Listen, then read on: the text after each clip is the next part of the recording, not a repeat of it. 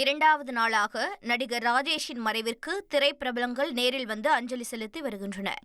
நடிகர் தலைவாசல் விஜய் மற்றும் நடிகர் பாண்டியராஜன் ஆகியோர் அவருக்கு நேரில் அஞ்சலி செலுத்தினர்.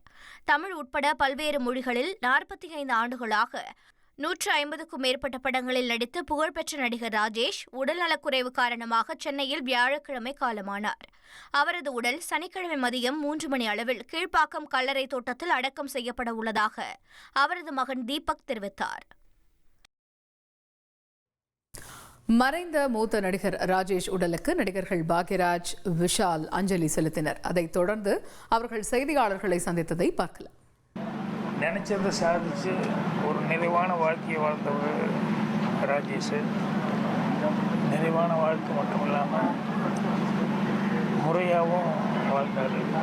ஏன்னா அவருக்கு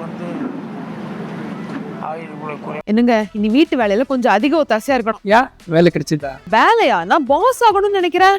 எப்படி? Pass Vala be the pass.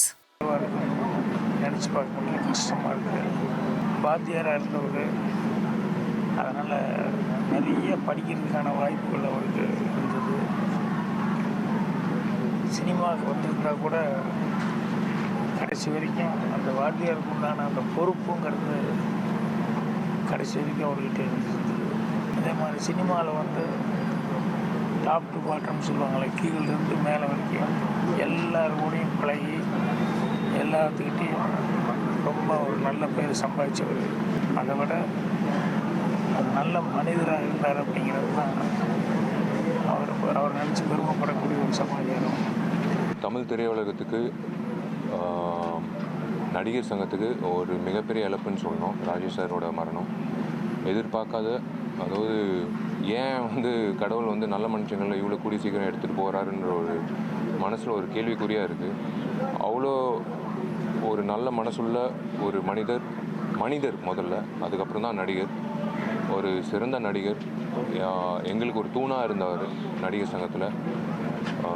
இவரை பற்றி சொல்லணுன்னா ஒரே ஒரு விஷயந்தான், எந்த ஏஜ் குரூப்பாக இருந்தாலும் அந்த ஏஜ் குரூப் இறங்கி பேசி அவங்களோட உரையாடி அவரோட நாலேஜ், அவர் ஒரு நடமாடும் என்சைக்ளோபீடியா தான் சொல்ல முடியும்.